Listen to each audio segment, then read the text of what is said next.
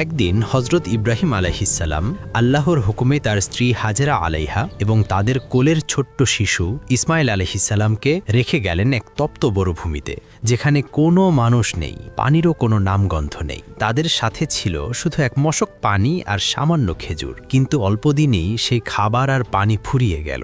শিশু ইসমাইল তৃষ্ণায় ছটপট করে কাঁদতে লাগলেন। মা হাজেরা সেই কান্না সহ্য না করতে পেরে পাগলের মতো সাফা ও মারোয়া পাহাড়ের মাঝে 7 বার দৌড়াদৌড়ি করলেন, কোথাও যদি একটু পানির দেখা মেলে, কিন্তু কোথাও কিচ্ছু নেই। অবশেষে মা হাজেরা দেখলেন ছোট্ট শিশু ইসমাইল আলাইহিসসালাম যেখানে তার ছোট্ট পা দুটি দিয়ে বারবার আঘাত করছিলেন, ঠিক সেই জায়গাটি ফেটে বের হয়ে এলো শীতল পবিত্র পানি, আল্লাহর রহমতের ঝর্ণাধারা।